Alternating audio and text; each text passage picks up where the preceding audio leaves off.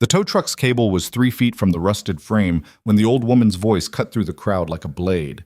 "Stop! Don't touch that car!" 30 wealthy collectors froze. CEO Scarlett Vaughn's perfectly composed face went pale, and 7-year-old Lily Cole, tears still wet on her cheeks, looked up from her father's arms as the legendary Victoria Bennett pushed through the crowd toward the vehicle everyone had been laughing at for the past 20 minutes. Do you people have any idea what you're about to destroy?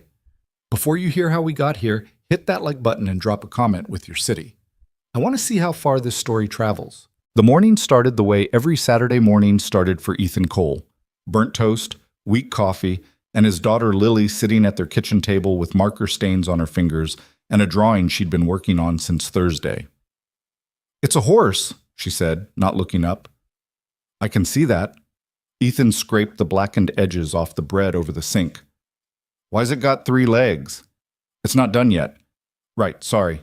The apartment was small, 2 bedrooms, 1 bathroom, a kitchen that hadn't been updated since the early 2000s. The kind of place where the landlord's idea of fixing the heat was telling you to wear a sweater. But it was theirs. Had been for 5 years now, ever since Sarah died and left Ethan to figure out how to be both parents at once. He wasn't great at it. He tried. But there were days when trying felt like pushing a broken car uphill with no brakes and no destination. "Dad, you're burning the new toast." "Damn it!" He yanked the plug. Smoke curled toward the ceiling detector, which had stopped working months ago. He made a mental note to fix it, knowing he'd forget by Monday. Lily finally looked up. "Are we going to the auction today?" "That's the plan." "Can I bring Howard?" Howard was the stuffed horse she'd had since she was 2. One eye missing, the left ear barely hanging on, stuffing coming out of a tear in the belly that Ethan had tried to sew shut 3 times now. "Howard can come," Ethan said, "but he stays in the truck." "Deal." The Riverside County Farm liquidation auction wasn't the kind of event that drew crowds. It was April, overcast, threatening rain, and the farm in question had been abandoned for 8 years before the bank finally decided to unload everything. Rusted equipment, broken furniture, a barn full of junk that nobody wanted and everybody knew it. Ethan pulled his truck into the dirt lot at 9:15. There were maybe a dozen other vehicles scattered around, mostly other mechanics looking for spare parts, a couple of antique dealers hoping to find furniture they could refinish and flip, and one guy in a suit who looked lost. "Stay close," Ethan told Lily as they climbed out. She had Howard tucked under one arm. "I always do." The auctioneer was a thick-necked man named Bert, who'd been doing county liquidations for 30 years and had the voice to prove it. Gravelly, loud, impatient. He stood on the flatbed of a truck with a clipboard and a microphone that barely worked. "Lot 47, Bert announced. "Miscellaneous tools, wrenches, sockets. Some of it's garbage, some of it might work." "Do I hear 20? 20, someone called. 25. 30. Ethan wasn't interested in tools. He had enough of those. He was interested in the back corner of the barn, where he'd spotted something during his walkthrough that morning. A tarp-covered shape that nobody else had bothered to look under. Most people saw a pile of junk. Ethan saw a frame. He'd pulled back just enough of the tarp to glimpse the chassis number stamped near the wheel well. CSX 3015. He didn't have the reference guide memorized, but he knew Shelby numbers when he saw them. And if he was right, if the rust and corrosion and decades of neglect hadn't completely eaten through the identification, then what sat under that tarp wasn't junk. It was history. "Lot 61, Bert called. "Vehicle, condition unknown, sold as is, no title verification, basically a parts car if you're being generous. Anybody interested?" Silence. Someone in the back laughed. "That thing's been rotting there since the 80s, Bert. It's scrap." "Yeah, well, scrap's still worth something. Do I hear $50? More silence. Ethan raised his hand. 50. Bert squinted at him. "You serious?" 50, Ethan repeated. "All right, 50 going once." 75, a voice called. Ethan turned. It was the guy in the suit, grinning like he'd just won something. Ethan didn't hesitate. 100. The suit guy frowned, looked at the tarp-covered wreck, then shook his head. "Not worth it." 100 going once, twice, sold to the guy with the kid. Lily tugged Ethan's sleeve. "What'd you buy, Dad?" "Something nobody else wanted," Ethan said quietly. "Is it treasure?" He looked down at her, at those wide brown eyes that still thought the world made sense. Maybe. It took 2 hours and a flatbed tow service to get the car back to Ethan's garage. The owner of the tow company, a guy named Ricky, who Ethan had gone to high school with, took one look at the rusted heap and whistled low. "You paying me to haul garbage now? Just get it to the shop," Ethan said. "Your funeral." The garage was a small independent operation on the east side of town. 2 bays, decent equipment, a waiting room with chairs that didn't match, and magazines from 2019. Ethan rented the space month to month from a landlord who didn't ask questions as long as the checks cleared. By the time they got the car inside, it was nearly 3 in the afternoon. Lily sat on a stool in the corner, swinging her legs and watching as Ethan carefully pulled the tarp away. The rust was worse than he'd thought. Surface corrosion covered nearly every panel. The paint, what little remained, was sun-faded and peeling. The interior was gutted. No seats, no dash, no steering wheel, just a hollow shell that looked like it had been picked clean by scavengers. But the frame was solid, and the numbers were real. Ethan ran his fingers along the chassis stamp, feeling the edges of the etched metal beneath years of grime. CSX 3015. He pulled out his phone, searched the registry database he'd bookmarked years ago. The page loaded slowly. Then the details came up. 1965 Shelby Cobra, 427S/C. One of fewer than 200 ever built. Original owner unknown. Last recorded sale 1979. Status missing. Ethan's heart kicked hard against his ribs. "Dad?" Lily's voice cut through the silence. "Is it treasure?" He looked at her, then back at the car. "Yeah, kiddo, I think it is." "Are we rich now?" He laughed, short, dry. "Not yet. This thing needs a lot of work. Can I help? You can hand me tools." "Deal." Tip. For the next 3 weeks, Ethan worked on the Cobra every night after closing the shop. He didn't tell anyone what it was. Not Ricky. Not the guys he played poker with on Thursdays. Not even his older brother Marcus, who would have told him to sell it immediately and pay off the medical bills still sitting in collections from Sarah's final hospital stay. This wasn't about money. Not really. It was about the work. About taking something broken and forgotten and making it whole again. About proving, to himself maybe, or to Lily, or to nobody at all, that things didn't have to stay ruined forever. Lily helped when she could, handing him wrenches, organizing bolts, sitting on the creeper beside him while he inspected the undercarriage. Sometimes she drew. Sometimes she asked questions. Sometimes she just sat there, quiet, Howard tucked under her arm. "Why do you like old cars?" she asked one night. Ethan slid out from under the frame, wiping grease off his hands. "Because they were built to last. People cared back then. Every part meant something." "Do you think Mom would have liked this car?" The question landed hard. Ethan paused, looking at the rusted shell, then at Lily. "Yeah, I think she would have." "Because it's treasure?" "Because I found it." Lily seemed to accept that. She went back to her drawing, a new one this time. A car with 4 wheels and a stick figure girl standing beside it. The Vaughn Motors Charity Showcase was the kind of event Ethan would normally avoid. Black-tie dress code, luxury vehicles on display, champagne fountains and silent auctions, and people who measured their worth in horsepower and leather interiors. But the gig paid $300 for the day. Basic mechanic support, making sure none of the showcase vehicles had issues, helping with setup and teardown. And $300 was $300. Ethan didn't plan to bring the Cobra. It was still weeks away from being road-ready, still buried under rust and missing half its components. But the morning of the event, Lily had asked if she could see it one more time before he left for the day, and something about the way she looked at it, proud, protective, made him change his mind. He loaded it onto the flatbed trailer, covered it with a tarp, and drove to the showcase venue with Lily beside him and Howard on her lap. The Vaughn estate was absurd. 20 acres of manicured lawns, a main house that looked like it had been airlifted from a European postcard, and a private car museum that could have doubled as an art gallery. The showcase was being held in the East Plaza, a massive stone courtyard surrounded by fountains and sculptures and enough string lights to be seen from space. Ethan parked in the service area behind the main display. He told Lily to stay near the truck, keep out of the way, and not touch anything expensive. Can I look at the cars? She asked. From a distance. Deal. The showcase vehicles started arriving around noon. A 1961 Ferrari 250 GT, a McLaren P1, a Bugatti Veyron in chrome blue, each one worth more than Ethan would make in 5 lifetimes.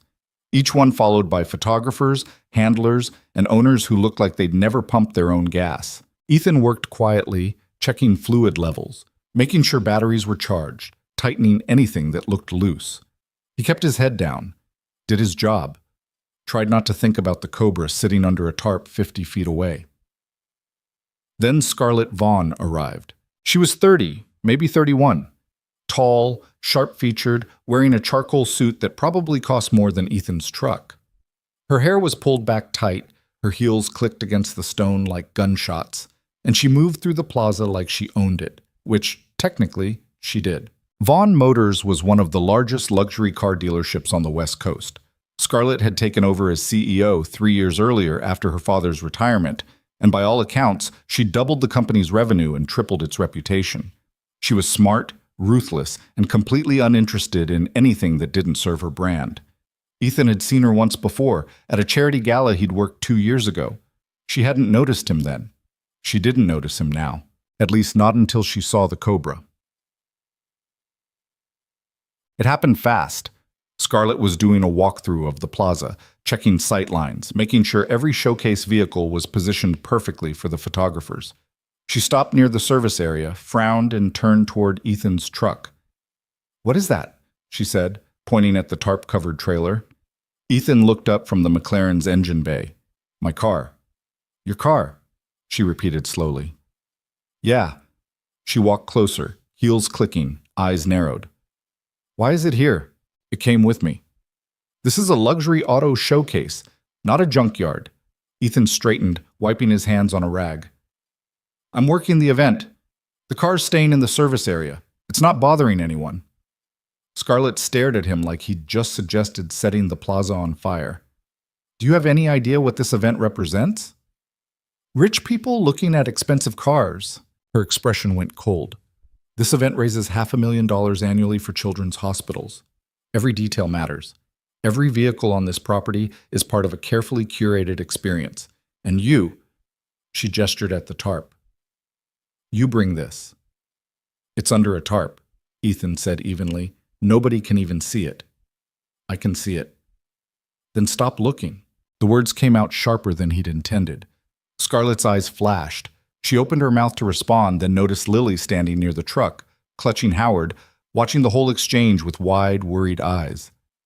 "Is that your daughter?" Scarlett asked. "Yeah." "Does she know you're about to lose this job?" Ethan's jaw tightened. "I haven't done anything wrong. You brought an eyesore to a luxury showcase. That's wrong." She turned toward one of the event coordinators hovering nearby.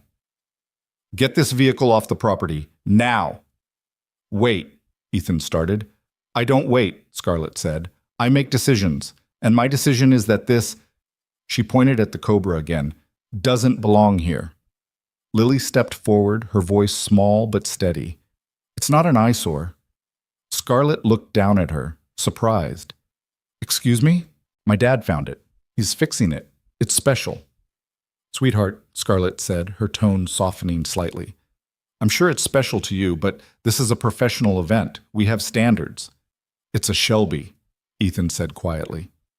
Scarlett blinked. "What?" "The car. It's a 1965 Shelby Cobra 427. Original frame, authentic chassis number." For a moment, Scarlett just stared at him. Then she laughed, short, disbelieving. "You expect me to believe that pile of rust is a Shelby Cobra?" "I don't expect you to believe anything," Ethan said. "But it is." "Then why does it look like it belongs in a scrap heap?" "Because nobody took care of it. Until now." Scarlett shook her head slowly, her smile sharp and humorless. "You're serious?" "Yeah." "You actually think—" She stopped, looking at the tarp again, then back at Ethan. "Do you have documentation, registration, any proof at all?" The chassis number stamped on the frame. "Of course it is."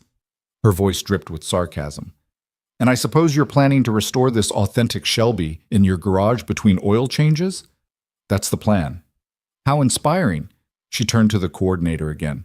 Call a tow truck. I want this removed within the hour. Lily's eyes filled with tears. Please don't. Scarlett hesitated just for a second. Then her expression hardened. I'm sorry, sweetheart, but your father should have thought about this before bringing junk to my event. It's not junk! Lily's voice broke.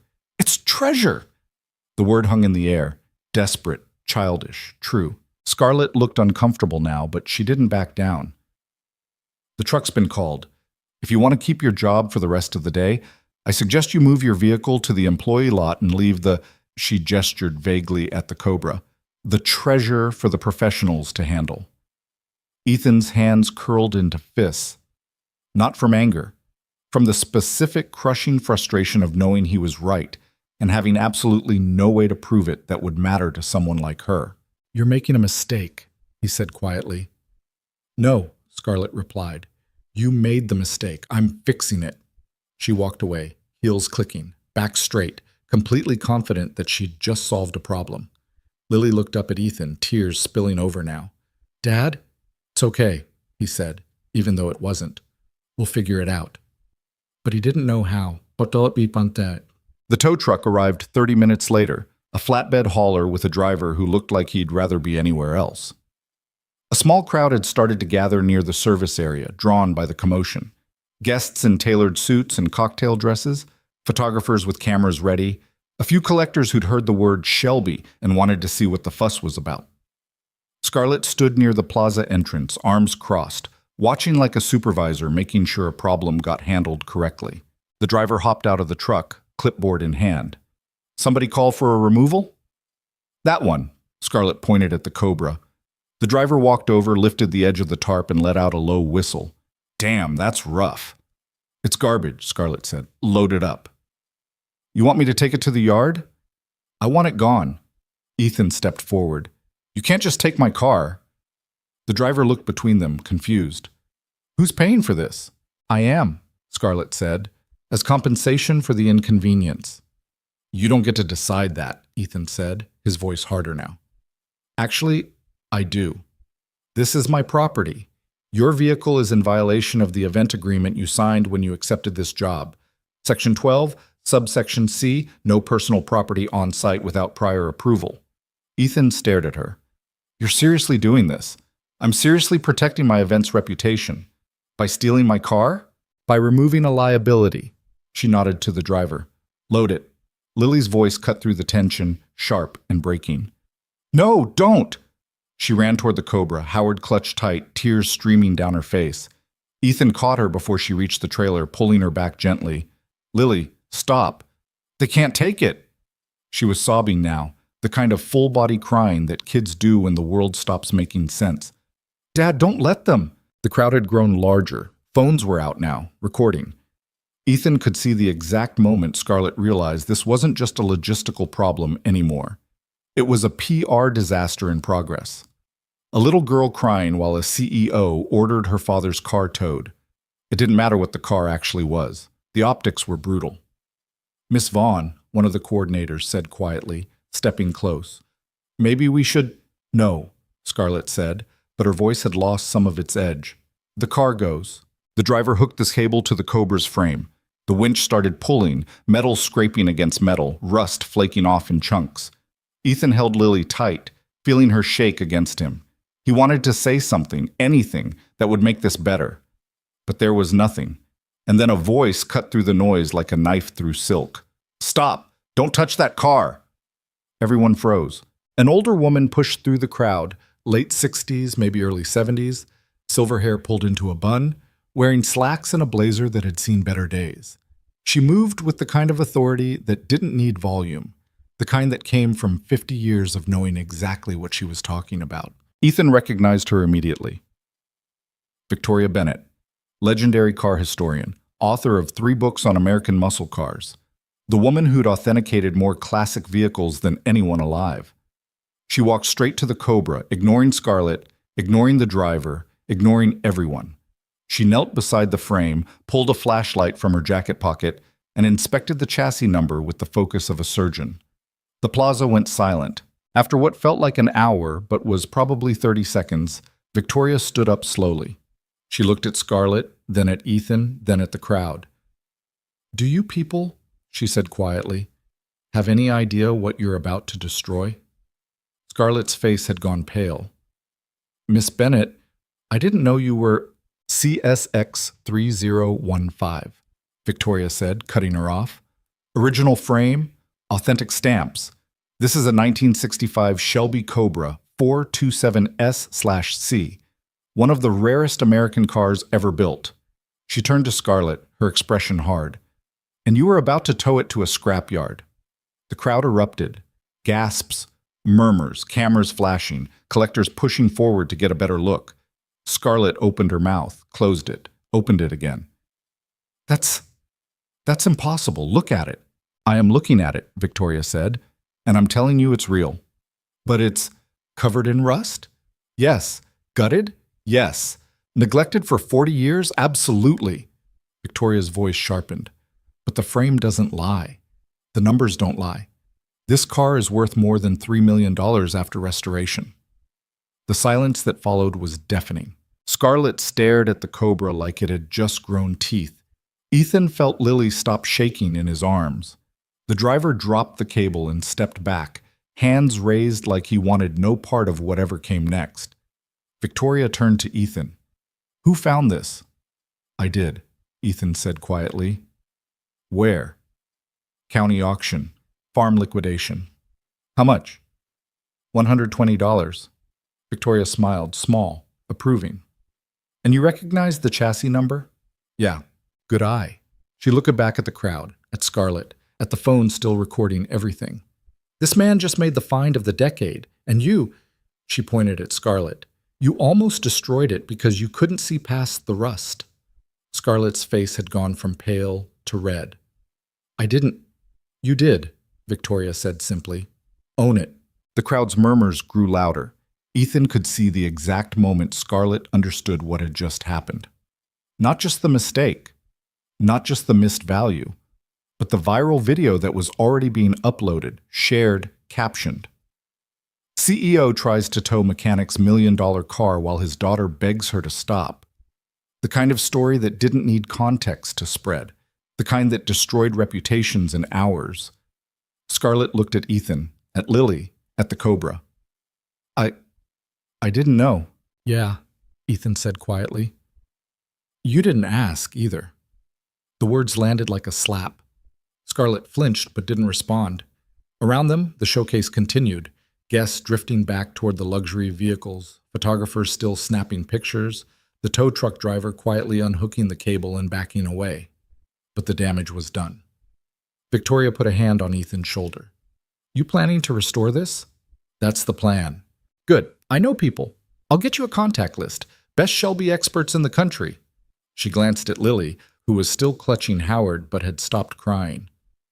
"What's your name, sweetheart?" "Lily." "You helped your dad find this treasure." Lily nodded, sniffling. "Then you're part of history now," Victoria said gently. "Don't forget that." She turned and walked away, disappearing into the crowd as quickly as she'd appeared. Ethan stood there, still holding Lily, still processing what had just happened. The Cobra sat behind him, rusted, broken, worth millions. But in that moment, all he could think about was the look on his daughter's face when Scarlett had ordered it towed. That was the part that mattered. Not the money, not the recognition. The fact that Lily had believed in the treasure even when nobody else did. Scarlett approached slowly, her earlier confidence completely gone. "Mr. Cole." "Ethan." She swallowed hard. "I owe you an apology." "You owe my daughter an apology," Ethan said quietly. Scarlett looked at Lily, then crouched down to her level. "I'm sorry. I was wrong. Your dad's car is very special, and you were right to protect it." Lily stared at her for a long moment. Then, in that blunt way only 7-year-olds can manage, she said, "You were mean." "I was," Scarlett admitted, "and I'm sorry." Lily seemed to consider this. Finally, she said, "Okay." Scarlett stood up, looking at Ethan again. "If there's anything I can do—" "There's not," Ethan said. "We're good.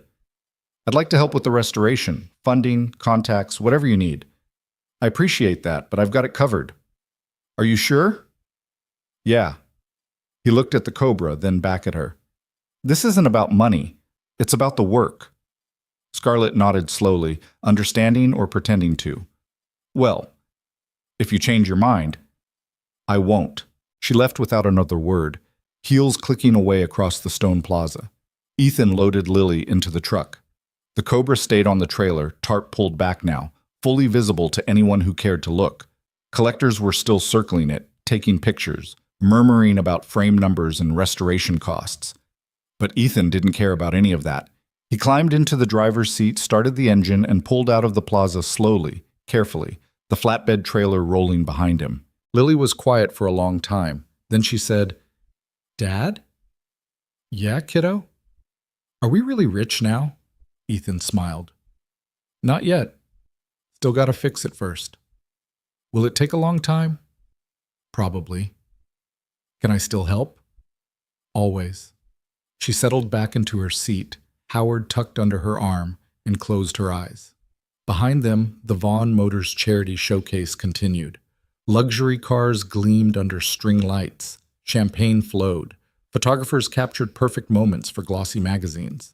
But the story everyone would remember, the one that would spread across social media, get picked up by local news, turn into a feel-good viral moment, wasn't about the Ferraris or the Bugattis. It was about the mechanic who saw treasure in rust, and the little girl who believed him. The drive home should have felt like victory. It didn't.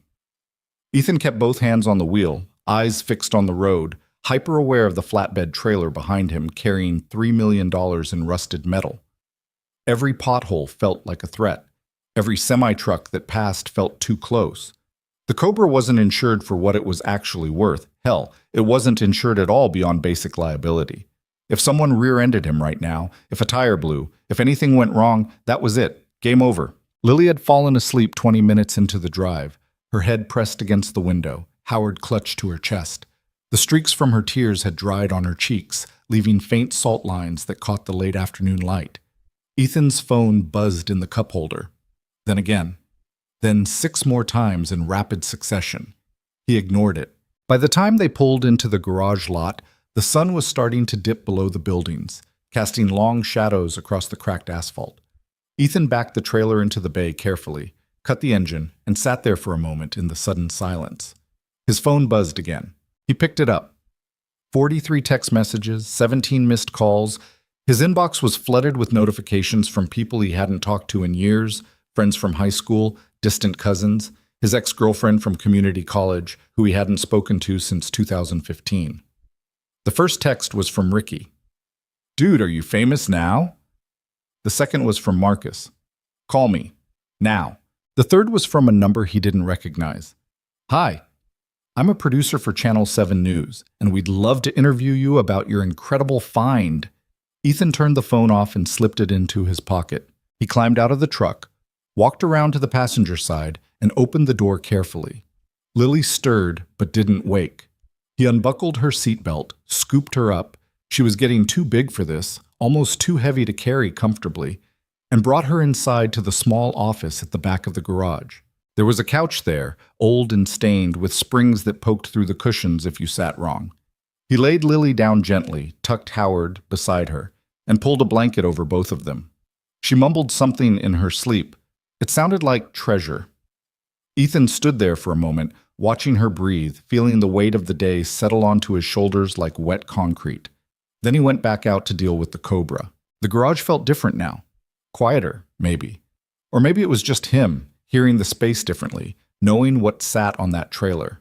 He'd worked on expensive cars before, luxury sedans, high-end sports cars, the occasional classic restoration job. But this was something else. This was the kind of vehicle museums fought over, the kind collectors spent decades searching for, the kind that changed hands in private auctions for amounts of money Ethan couldn't even conceptualize. And it was his. He unhooked the trailer, secured the Cobra inside the bay, and pulled the tarp back over it. Not because he was hiding it, because he didn't know what else to do. His phone buzzed again in his pocket. Still off. Phantom vibrations. He sat down on the creeper, leaned back against the wall, and closed his eyes. Somewhere in the distance, he could hear traffic, the hum of the city, The occasional siren. Normal sounds. The kind that reminded you the world kept moving whether you were ready or not. When he opened his eyes again, it was fully dark outside. The overhead fluorescents buzzed faintly. Lily was still asleep in the office. Ethan pulled out his phone and turned it back on. 91 messages now, 24 missed calls, 3 voicemails. He didn't listen to any of them. Instead, he opened his browser and searched Shelby Cobra, 427 Vaughn Motors. The results loaded instantly. The top article was from a local news site posted 2 hours ago. The headline read, Mechanic's $120 auction fine turns out to be $3 million Shelby Cobra. CEO left speechless. Below it, a video. Ethan clicked play. The footage was shaky, someone's phone camera, shot from the edge of the crowd. It showed Scarlett pointing at the Cobra, her voice sharp and dismissive. Then it cut to Lily crying, begging them not to take the car. Then Victoria Bennett pushing through the crowd, inspecting the frame, delivering her verdict. The video had been viewed 83,000 times. The comment section was a war zone. That CEO is awful. Who treats a kid like that? Imagine being so stuck up you can't recognize a Shelby Cobra LMAO. This dude is a legend. $120 to $3 million. That's the American dream right there. Feel bad for the little girl. She knew it was special, and nobody listened. Ethan scrolled further. More articles. More videos. Someone had pulled Scarlett's LinkedIn profile and was posting screenshots of her bio with captions like, "This you?" Another account had started a thread analyzing the Cobra's authenticity frame by frame. A car forum he'd lurked on for years had a 50-page discussion going about whether the find was legitimate or staged. His phone buzzed. Another call. This time from a 310 area code. He answered without thinking. Hello? Ethan Cole? The voice was male, smooth, vaguely West Coast. My name is Trevor Hastings. I'm a collector and investor specializing in classic American muscle cars. I saw the news about your Shelby and I'd love to talk to you about a potential purchase. It's not for sale. I understand, but if you just hear my offer, not interested. Ethan hung up. The phone rang again immediately. Different number. He turned it off again. In the office, Lily stirred. Ethan heard the couch springs creak, then her small voice calling out, Dad? Right here, kiddo. She appeared in the doorway, rubbing her eyes, Howard dangling from one hand. Are we home? We're at the shop. You fell asleep. What time is it? Late. You hungry? She nodded. They ordered pizza from the place 2 blocks over.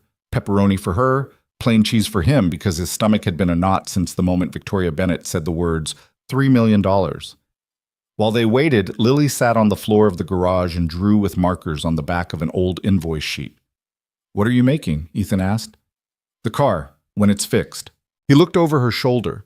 She'd drawn the Cobra in profile, bright red with exaggerated wheels and a stick figure version of herself standing beside it, arms raised in triumph. Looks good, he said. Do you think it'll really be red? Could be. We'll see what's under the rust. I hope it's red.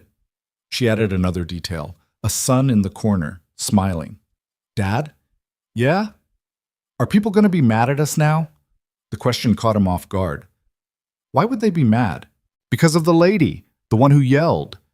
Ethan sat down beside her on the concrete floor. That wasn't your fault, Lily. None of it. But she was mad. She was embarrassed. That's different. What's the difference? He thought about it. When you're mad, you're upset at someone else. When you're embarrassed, you're upset at yourself. Lily considered this, then went back to her drawing. I think she was both. Yeah, probably. The pizza arrived 20 minutes later. They ate in the office with the door propped open, watching the Cobra through the gap like it might disappear if they looked away. Dad? Lily said through a mouthful of pepperoni. Don't talk with your mouth full. She swallowed. Are we going to be famous? No. But everyone's talking about the car. People talk. Then they stop talking. That's how it works. Do you want to be famous? Not even a little bit. Me neither. She took another bite, chewed thoughtfully. Howard doesn't either. Ethan smiled despite himself. Good to know Howard's on the same page. After they finished eating, Ethan called his brother. Marcus picked up on the first ring. Jesus Christ, finally. I've been trying to reach you all day. I know. Have you seen the videos? Some of them. This is insane, man. Do you know how many people are talking about this? I've had 3 people at work ask me if I'm related to you. My boss sent me the article. My boss, Ethan. Sorry. Don't apologize. This is incredible. You just made the find of the century. I bought a car at an auction. A $3 million car. It's not worth $3 million yet. It's worth scrap metal and potential. Marcus laughed, loud, disbelieving. You're really not excited about this, are you? I'm tired. Well, get untired because you need to think about what you're doing next. You selling? Restoring? What's the plan? Restoring. By yourself? That's the idea. Ethan, come on. Be realistic. You're talking about a year plus of work, tens of thousands in parts, specialized labor. I know what I'm talking about. Then you also know you can sell it right now, as is, for probably close to $1 million. Maybe more. You could pay off your debts, get Lily into a better school, move out of that apartment. I'm not selling it. There was a pause, then Marcus sighed. Why not? Because it's not about the money. Everything's about money, Ethan. Not this. Another pause, longer this time. Finally, Marcus said, You sound like Sarah. The words hit harder than they should have. Ethan's throat tightened. Yeah, maybe. Look, I'm not trying to tell you what to do, but think about Lily. Think about what that money could do for her. I am thinking about her. Are you? Because from where I'm sitting, it looks like you're holding on to a car for pride. It's not pride. Then what is it? Ethan looked through the office window at the Cobra, covered and silent. It's the work. It's showing her that things don't have to stay broken. Marcus didn't respond right away. When he did, his voice was softer. All right, I hear you. Just be smart about it, okay? I will. And call me if you need anything. I will, Ethan said again, knowing he wouldn't. He hung up and turned the phone off once more. Lily had fallen asleep on the couch again, curled into a ball with Howard tucked under her chin. Ethan grabbed the blanket and covered her, then sat down at the desk and stared at nothing for a long time. His brother was right about one thing. This was going to take money, more than he had, more than he could make in 6 months of regular work. Parts for a Shelby weren't sitting on shelves at AutoZone. They were rare, expensive, and hard to source. He'd need specialists, metal fabricators, paint experts, people who knew the difference between authentic restoration and expensive guesswork. He pulled out a notebook and started making a list. Engine rebuild, suspension, brakes, interior, paint. Every line item felt like another $1,000 he didn't have. By the time he finished, the total came out somewhere north of $70,000. He stared at the number, then closed the notebook. His phone buzzed on the desk. Still off. Still phantom vibrations. He turned it back on one more time.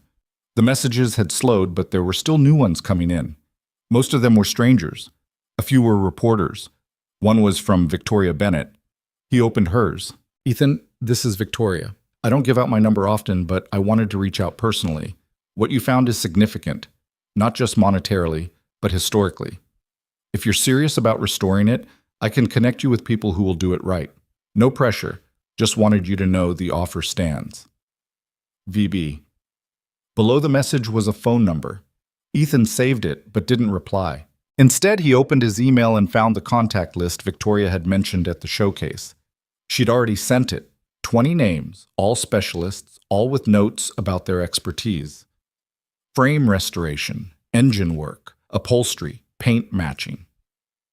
He read through the list twice, memorizing names, trying to figure out who he could afford and who was out of reach. Then he saw the last name on the list. Scarlett Vaughn, Vaughn Motors. Note, she asked to be included, said she wants to help however she can. Take that for what it's worth. VP. Ethan stared at the name for a long time. Then he closed the email and shut the laptop. The next morning, the garage phone rang at 7:30.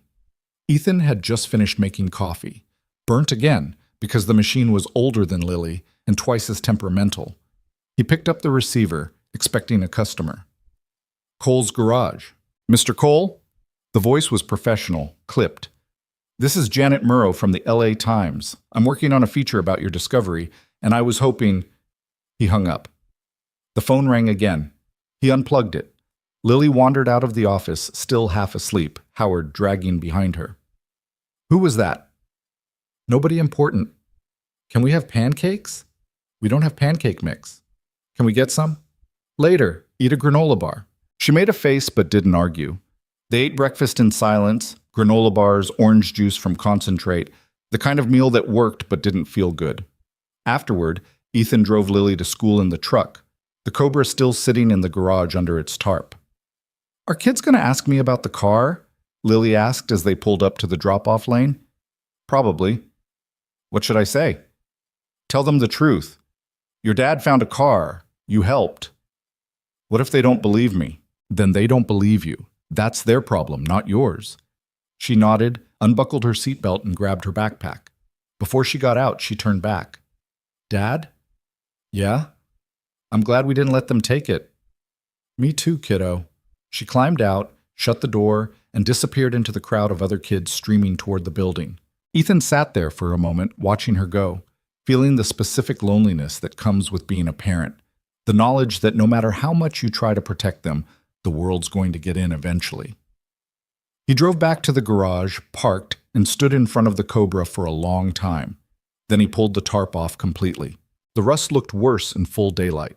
Surface corrosion covered every panel, deep enough in places that the metal had started to flake. The frame was solid, but the body was a mess. Ethan ran his hand along the wheel well, feeling the rough texture, the years of neglect baked into every inch. This wasn't going to be a quick job. This wasn't going to be easy. And it sure as hell wasn't going to be cheap. But it was his. And that meant something. He spent the rest of the morning doing inventory. Every bolt, every bracket, every piece of the car that was still there. He took photos, measurements, notes. By noon, he had a better sense of what he was working with. The frame, solid. The suspension, salvageable. The engine, missing. The interior, gone. The body panels, 50-50. He'd need almost everything. His phone rang. He'd turned it back on out of habit, and now he regretted it. The number was local but unfamiliar. He answered, Yeah? Mr. Cole, this is Raymond Park from Classic Auto Restorations. I specialize in vintage American muscle, and I heard about your Shelby. I'd love to discuss a partnership. Not interested. I understand you're getting a lot of calls, but if you'd just... Ethan hung up. The phone rang again, different number. He turned it off and threw it in a drawer. For the next 3 hours, he worked in silence, cleaning the frame, removing loose rust, cataloging damage. The kind of work that didn't require thought, just repetition. It felt good, familiar, like the world made sense again as long as he kept his hands busy. At 2:30, someone knocked on the bay door. Ethan looked up.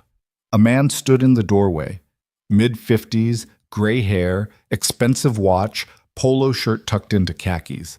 He had the look of someone who played golf on weekdays and owned a boat he only used twice a year. Help you? Ethan said. Ethan Cole? Depends who's asking. The man smiled, smooth, practiced. My name's Richard Calloway. I'm a private collector. I wanted to talk to you about your Cobra. It's not for sale. I haven't made an offer yet. Doesn't matter. Not for sale. Richard stepped inside anyway, hands in his pockets, looking around the garage like he was inspecting it. This is a nice setup you've got here. Independent shop? Yeah. How long you been doing this? Long enough. Richard's smile didn't waver. I'm going to be direct with you, Ethan. I've been collecting cars for 20 years. I own 11 Shelbys. I know the market, and I know what you're sitting on. Then you know I'm not selling. I'm prepared to offer you $1.2 million, cash, today. Ethan stopped working. He looked at Richard. Cash today. That's right. For a car that's not restored, not running, barely has a body. For the frame and the provenance, yes. Ethan set down the wrench he'd been holding. Let me ask you something. Of course. If I sell you this car, what happens to it? Richard shrugged. I'll have it restored by professionals, display it in my collection, maybe bring it to a few shows. And then? And then I own a piece of history. Right. Ethan picked the wrench back up. Not interested.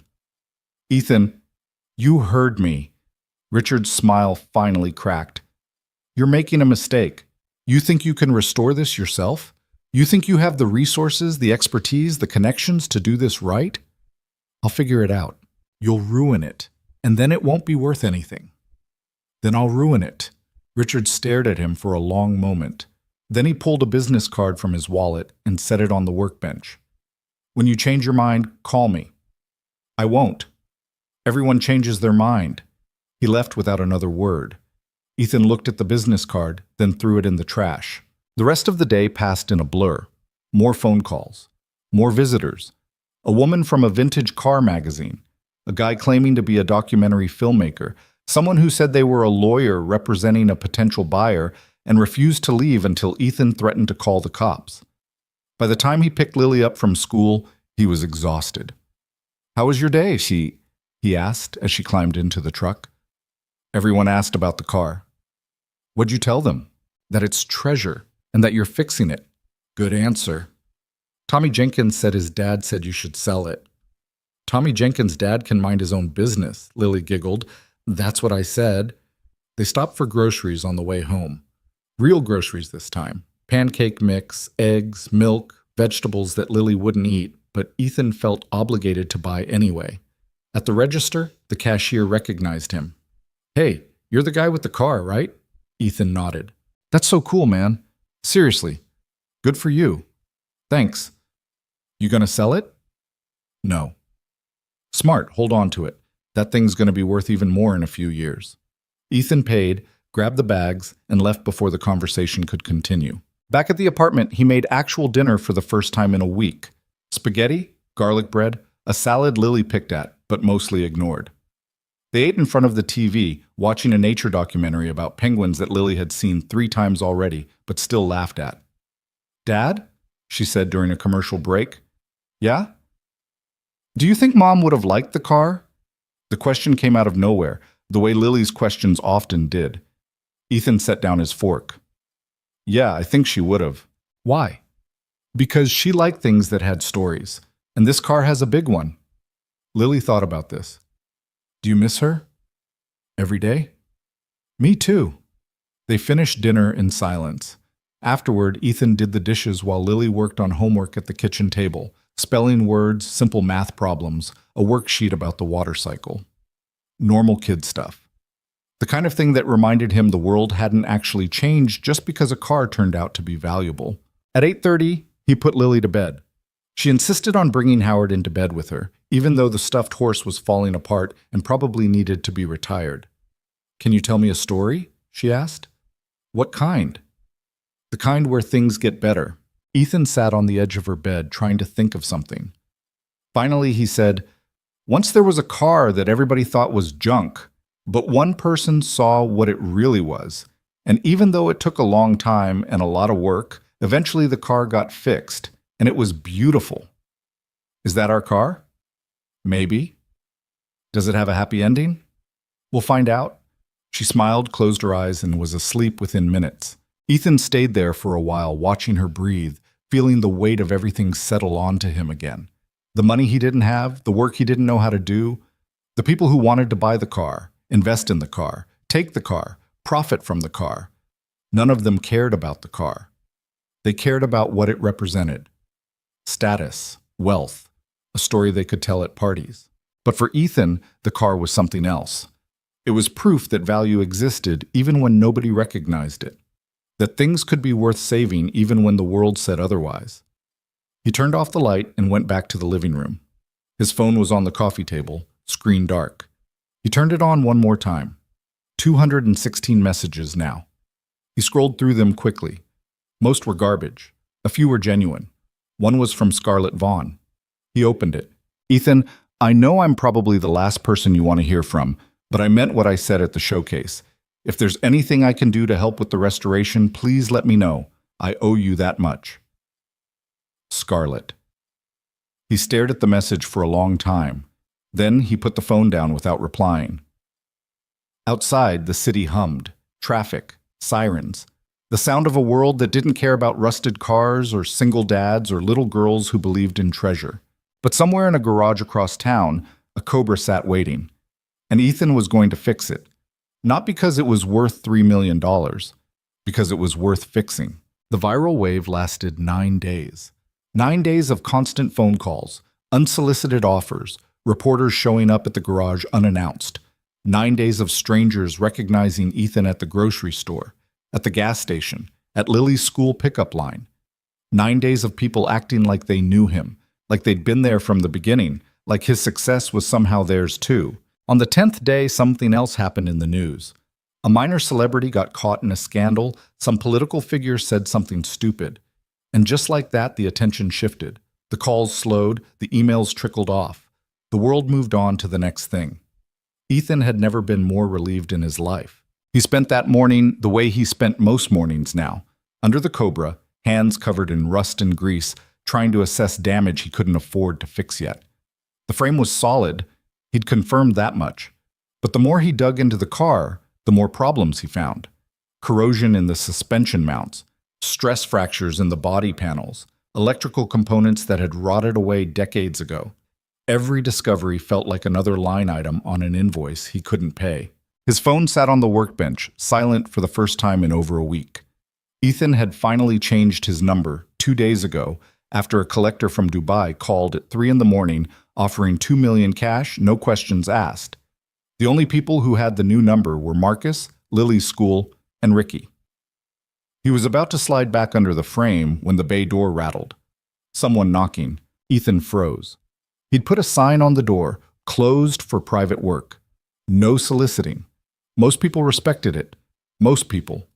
The knock came again, more insistent this time. "We're closed," Ethan called out. "I can see that." The voice was female, familiar. "But I was hoping you'd make an exception." Ethan slid out from under the car and looked toward the door. Scarlett Vaughn stood in the entrance, wearing jeans and a plain white shirt instead of the designer suits he'd seen her in before. Her hair was down, no makeup, and she looked tired. Not exhausted, just human. "What do you want?" Ethan asked. "To apologize. Properly this time." "You already did that." "I apologized to your daughter. I never apologized to you." Ethan stood up, wiping his hands on a rag. "You don't owe me anything." "I think we both know that's not true." Scarlett stepped inside, hands in her pockets, looking around the garage. Her eyes landed on the Cobra. "Can I see it? Without the tarp?" "You saw it at the showcase." "I saw rust and made assumptions. I'd like to actually look at it now." Ethan considered telling her to leave, considered pointing out that she'd humiliated him and his daughter in front of 100 people and millions more online. Considered asking why she thought she had any right to walk in here and ask for favors. Instead, he said, "Fine, but don't touch anything." Scarlett approached the Cobra slowly, like it might bite her. She crouched down near the front wheel well, studying the frame, the corrosion, the skeletal remains of what had once been a masterpiece. "I can't believe I almost had this towed to a scrapyard," she said quietly. "Yeah, you and everyone else at that auction." "That's not what I mean." She stood up, turned to face him. "I mean, I can't believe I was that blind, that arrogant. You weren't the only one who missed it, but I was the only one who tried to destroy it." She crossed her arms, looking uncomfortable. "I've been thinking about what you said, about needing a price tag before showing respect. You were right. Doesn't change anything. I know, but I wanted you to know I heard you." She paused. "I also wanted to make you an offer." Ethan's jaw tightened. "I told you, it's not for sale." "Not that kind of offer." Scarlett pulled a folded piece of paper from her back pocket and handed it to him. "This is a list of contacts, restoration specialists, parts suppliers, metal fabricators, people I've worked with over the years. The best in the business." Ethan unfolded the paper. 20 names, each with a phone number and a brief note about their expertise. Some of the names matched Victoria's list. Some didn't. "Why?" he asked. "Because I owe you. And because I want to see this car finished." "You mean you want to be associated with it when it's done?" Scarlett flinched. "That's fair. And honestly, yeah, part of me does. But that's not the only reason." She gestured toward the Cobra. "This car deserves better than what I tried to do to it. And you deserve better than what I said about you. So if I can help, even a little, I want to." Ethan looked at the list again. Then at Scarlett. "These people don't work for free. I know. I can't afford them. I know that too. She took a breath. That's why I'm also offering to cover the restoration costs. Parts, labor, everything. No strings attached. The garage went silent. Ethan stared at her. You're joking. I'm not. Why the hell would you do that? Because I can, and because it's the right thing to do. The right thing would have been not treating me like garbage in the first place. Scarlett's face tightened, but she didn't argue. You're right, but I can't take that back. All I can do is try to make it right now. Ethan set the list down on the workbench. I don't want your money. Why not? Because then it's not my car anymore. It's yours. That's not how this works. That's exactly how it works. Ethan's voice was harder now. You throw money at the problem, you get to feel good about yourself, and I get to spend the rest of my life knowing I didn't actually earn this, that I needed someone to bail me out. This isn't about pride, Ethan. Yes, it is. That's exactly what it is. He picked up the list and held it out to her. I appreciate the gesture, I do. But I'm doing this myself. Scarlett didn't take the list.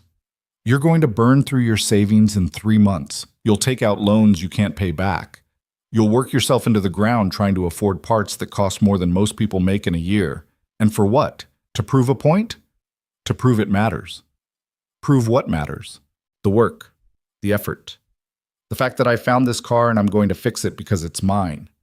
He set the list down again. You don't get that, do you? You've never had to fight for something nobody else believed in. You've never had to prove value when everyone around you said it didn't exist. Scarlett's expression shifted. Not anger. Something closer to hurt. You're right. I don't get it. I grew up with money. I inherited a company. I've never had to struggle the way you have. But that doesn't mean I can't see what you're doing here. And it doesn't mean I can't want to help. I don't need your help. Everyone needs help sometimes, Ethan. Not from you. The words came out sharper than he intended. Scarlett stepped back like she'd been slapped. For a moment, neither of them spoke. Then Scarlett nodded slowly.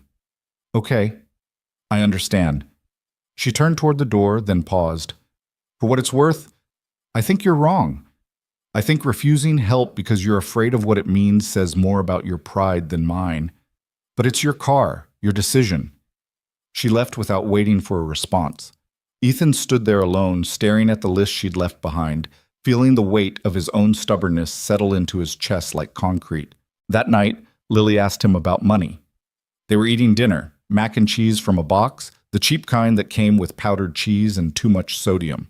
Lily had been quiet all through the meal, pushing noodles around her plate, and Ethan knew something was coming. Dad? Yeah? Are we poor? The question hit him like a gut punch. Why would you ask that? Tommy Jenkins said we must be poor if you're fixing the car yourself instead of paying someone. Ethan set down his fork. Tommy Jenkins doesn't know what he's talking about. But are we? He thought about lying, thought about telling her everything was fine, that money wasn't an issue, that they had everything they needed. But Lily was 7, not stupid. She knew when things were tight. She knew when he skipped meals to make sure she had enough. She knew when the heat didn't work, and he told her it was fine to wear a sweater to bed. We're not rich, he said finally, but we're doing okay. Is the car expensive to fix?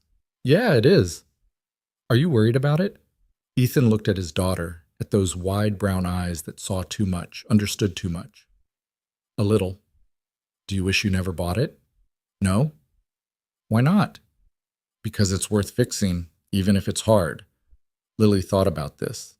Is that why you won't let the lady help? Ethan paused. What lady? The one from the car show. Tommy's mom said she saw it on Facebook. She said the lady offered to pay for the car, but you said no. Of course it was already online. Of course people were talking about it. Yeah, Ethan said. I said no. Why? Because if she pays for it, it's not really ours anymore. But it would still be our car. It would be her money. Lily frowned. I don't get it. I know, kiddo, it's complicated. Do you not like her? Ethan sighed. It's not about liking her. It's about doing things the right way. What's the right way? I don't know yet. He reached across the table and squeezed her hand. But we'll figure it out, okay? Okay? They finished dinner in silence. Afterward, Ethan did the dishes while Lily worked on a drawing at the kitchen table. The cobra again, this time with both of them standing beside it. Later, after Lily was asleep, Ethan sat on the couch with his laptop and pulled up the restoration cost estimate he'd been avoiding for days. Parts, $42,000. Labor, $35,000 if he did most of the work himself, closer to $60,000 if he hired help. Paint and finishing, $12,000. Miscellaneous, another $10,000 for things he hadn't thought of yet. Total, somewhere between $90,000 and $120,000. He had $8,000 in savings, maybe another $2,000 in checking.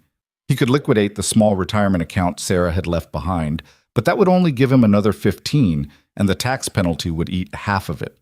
Even if he maxed out every credit card he had, took out loans against the truck and the garage equipment, he'd still come up $40,000 short. Minimum. The math didn't work. No matter how he arranged the numbers, they didn't work. Ethan closed the laptop and sat there in the dark, feeling the walls close in. His phone buzzed on the coffee table. A text from Marcus. "You okay?" "Haven't heard from you in a few days," Ethan typed back. "Fine. Just busy." "With the car?" "Yeah. How's it going?" Ethan stared at the screen. Expensive. 3 dots appeared, disappeared, appeared again. "You thought about Scarlett's offer?" "Not interested." "Why not? She's offering to cover everything. No strings. There's always strings." "Not if you don't let there be." Ethan didn't respond. A minute later, another text came through. "You're being stubborn." "Yeah, probably. Sarah would tell you to take the help." Ethan's chest tightened. He typed and deleted 3 different responses before finally settling on, "Sarah's not here." Marcus didn't reply after that. Ethan set the phone down and stared at the ceiling. The apartment was quiet. Too quiet.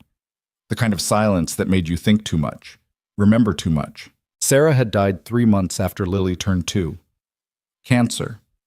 Fast and cruel and completely unfair. They'd caught it late. Too late. And by the time the doctors started talking about treatment options, they were really talking about buying time. She'd lasted 6 months. 6 months of hospitals and radiation and watching her shrink into someone he barely recognized. 6 months of pretending everything would be okay while they both knew it wouldn't. The medical bills had buried him. Even with insurance, even with fundraisers organized by friends and family, the debt had been crushing. He'd spent the last 5 years clawing his way out of it, paying off collections agencies and creditors who didn't care that his wife was dead and his daughter needed shoes. He'd done it himself. No help, no handouts. Just work and time and refusing to quit. And now here he was again, staring at numbers that didn't add up, staring at a goal he couldn't reach alone. The difference was, this time someone was offering help, and he didn't know if that made it easier or harder. The next morning, Ethan called Victoria Bennett. She picked up on the second ring. "Ethan, I was wondering when I'd hear from you." "I need advice." "About the restoration?" "About money." Victoria was quiet for a moment. "How bad is it?" "Bad. I've got the car, I've got the skills, I don't have the cash." "Have you looked into loans?" "I won't qualify, not for the amount I need." "Investors." "Not interested in giving up ownership." "Then you're in a tough spot." "Yeah, I know." Ethan paused. "Scarlett Vaughn offered to cover the costs." "I heard." "What did you tell her?" "No." "Why?" "Because it felt wrong." Victoria laughed, short and dry. "You've got principles. I respect that. But principles don't buy engine blocks." "I know." "So what did you want from me? Permission to take her money?" "I want you to tell me if I'm being an idiot." Victoria was quiet again. Then she said, "You want the truth?" "Yeah." "You're not being an idiot, but you're not being smart either." She sighed. "Look, Ethan, I've been in this business a long time. I've seen a lot of guys like you, talented, stubborn, too proud to ask for help even when they need it. And you know what happens to most of them?" "What?" "They fail. Not because they're not good enough, but because they run out of money before they run out of work." She paused. "You found something incredible, something historically significant. If you restore it right, it'll outlive both of us. But if you try to do it on a shoestring budget and cut corners because you can't afford not to, you'll ruin it, and that would be a bigger tragedy than swallowing your pride. Ethan didn't respond. I'm not saying take Scarlett's money, Victoria continued. I'm saying think about what's more important, your ego or the car. It's not about ego. Then what's it about? It's about proving I can do this, that I don't need someone to swoop in and save me. To who? Scarlett? The world? Yourself? I don't know. Figure it out, Victoria said, because if you can't answer that question, you're doing this for the wrong reasons. She hung up before Ethan could respond. He sat in the garage for a long time after that, staring at the Cobra, thinking about everything Victoria had said. Thinking about Sarah, about Lily, about the difference between pride and principle.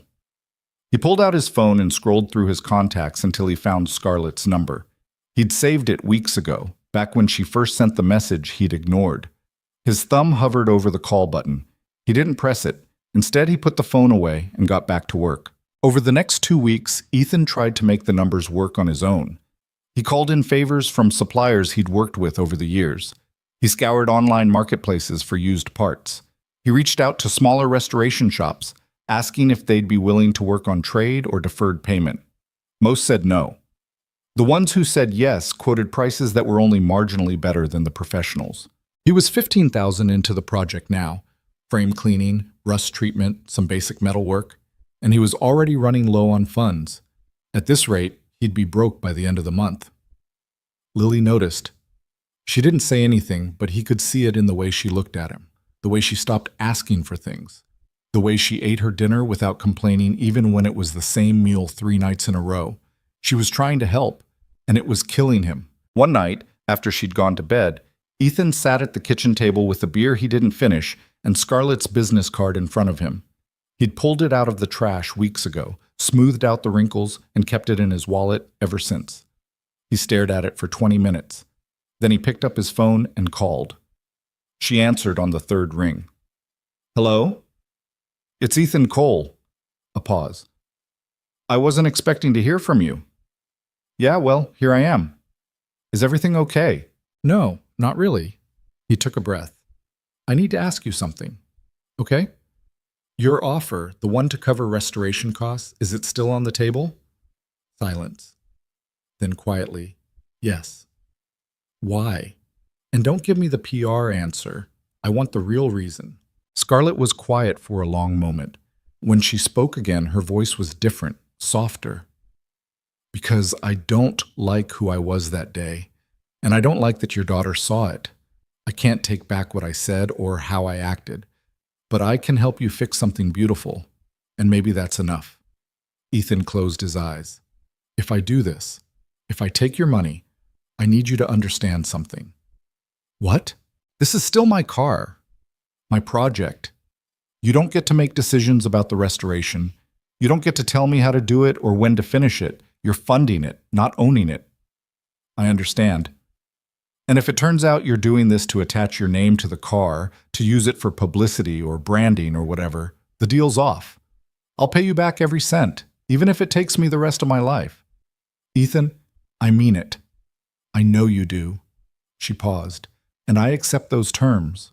Ethan opened his eyes, stared at the card. Okay? Okay? Yeah, I'll take your help. He could hear the relief in her voice. Thank you. Don't thank me. Just don't make me regret this. I won't. They worked out the details over the next few days. Scarlett set up an account specifically for the restoration. Ethan would submit invoices and receipts, and she'd cover the costs directly. No money changed hands between them. No contracts. Just an agreement. It felt wrong at first, like admitting defeat, like proving everyone right who said he couldn't do it alone. But then Lily came home from school one afternoon and saw Ethan working on the Cobra with new parts, real parts, quality parts, and her face lit up in a way he hadn't seen in weeks. You got the new stuff, she said, running over to look. Yeah, someone's helping us out. The lady from the car show. Yeah. Lily looked up at him. Does that mean you're friends now? I don't know, kiddo. Maybe. I think you should be. She seems nice. Ethan smiled despite himself. She's trying. That's what you always tell me, that trying counts. Yeah, I guess I do say that. Lily went back to her homework, and Ethan went back to work, and for the first time in weeks, the project felt possible again. Not easy, but possible. And maybe that was enough. The first invoice Ethan submitted was for $6,000. Metal fabrication work on 2 body panels that were too corroded to save. He sent it through the online portal Scarlett had set up, half expecting her to question the cost or ask for a second opinion. She approved it within an hour. No questions, no comments, just a confirmation email that said the payment had been processed. It felt strange, too easy, like there was a catch he wasn't seeing yet. But the money hit the fabricator's account 2 days later, and the panels arrived the following week, and slowly Ethan started to believe this might actually work. The restoration took shape in pieces. Not smoothly, not according to any plan he could have outlined beforehand, but it moved forward, and that was something. He started with the frame, stripping away decades of corrosion, treating the metal, reinforcing stress points. The work was methodical, repetitive, the kind of thing that required patience more than skill. Lily helped when she could, sitting on the garage floor with Howard, handing Ethan tools, asking questions he didn't always know how to answer. "Why's this part rusty, but that part's not?" she asked one Saturday morning. "Because this part was exposed to water. That part wasn't." "How do you know?" "Experience and guessing." "Is guessing part of fixing cars?" "More than people think." She seemed satisfied with that. She went back to her drawing, a new one this time, showing the Cobra with an engine inside it. She'd colored the engine bright red, even though Ethan had told her engines were usually gray or black. "It's prettier this way," she'd said, and he couldn't argue with that. By the end of the first month, Ethan had submitted 4 more invoices. Suspension components, brake system parts, electrical wiring harnesses that cost more per foot than he made per hour. Each time, Scarlett approved them without hesitation. She didn't visit the garage, didn't call to check progress, didn't ask for updates or photos or any of the things Ethan had assumed she'd demand. She just stayed out of the way. It bothered him more than it should have. One evening, after Lily had gone to bed, Ethan texted her, "Why aren't you asking about the car?" Her response came 5 minutes later. "You said you didn't want me involved. I'm respecting that. I didn't say you couldn't ask questions. Do you want me to ask questions?" Ethan stared at his phone, trying to figure out what he wanted. Finally, he typed, "I don't know. That's honest, at least." He almost left it there, almost put the phone down and went back to the invoice he was filling out. But something made him keep typing. "It's going well, slower than I'd like, but well." "Good, I'm glad. I'll send you photos if you want." There was a longer pause this time. Then, "I'd like that." Ethan took a few pictures of the frame, cleaned, treated, starting to look like something whole again instead of something abandoned. He sent them without commentary. Scarlett's response was almost immediate. "It's beautiful. It's a frame. It's more than that. You can see the bones of what it's going to be." Ethan smiled despite himself. "Yeah, I guess you can." They started texting more after that. Not often, not daily, but enough that it stopped feeling weird. She'd ask how the work was going. He'd send progress photos. Sometimes she'd share articles about other Shelby restorations, or links to parts suppliers he hadn't heard of, or just random thoughts about cars she'd seen that day. It wasn't friendship exactly, but it wasn't nothing either. The second month was harder. The engine arrived, a correct spec 427 side oiler block that Ethan had sourced through one of Victoria's contacts. It was beautiful. It was also incomplete, needing a full rebuild before it could even be test-fired. Ethan had rebuilt engines before, plenty of them, but never one like this. Never one where every part had to be period correct, where every tolerance had to be exact, where a single mistake could cost thousands of dollars and weeks of work. He took his time, measured twice, cut once, checked and rechecked every specification against the original shop manual he'd bought for $200 from a collector in Ohio. Lily watched sometimes, sitting on her stool, legs swinging, asking questions that pulled him out of his own head. "What's that part do?" "It's a piston. It moves up and down inside the cylinder." "Why?" "Because explosions push it." "There's explosions in the car?" "Controlled explosions. That's how engines work." "That sounds dangerous." "It is if you do it wrong." "Are you doing it right?" Ethan looked at her.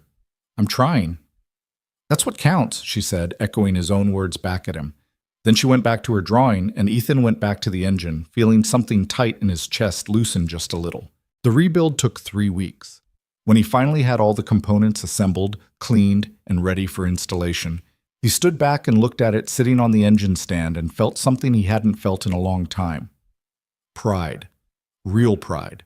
Not the defensive kind that came from proving people wrong, but the quiet kind that came from doing something difficult and doing it right. He sent Scarlett a photo. She called instead of texting.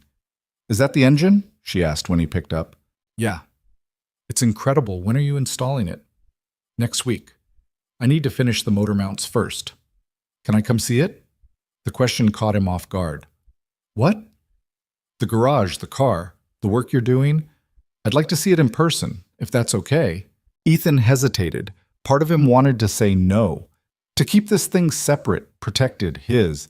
But another part, the part that had been texting her for weeks, sharing progress, slowly starting to trust that maybe she actually cared about this for the right reasons, wanted to say yes. "Yeah," he said finally. "You can come. When's good for you?" "Saturday afternoon. Lily'll be there, though." "That's fine. I'd like to see her again anyway." They hung up, and Ethan stood there in the garage, wondering what the hell he'd just agreed to.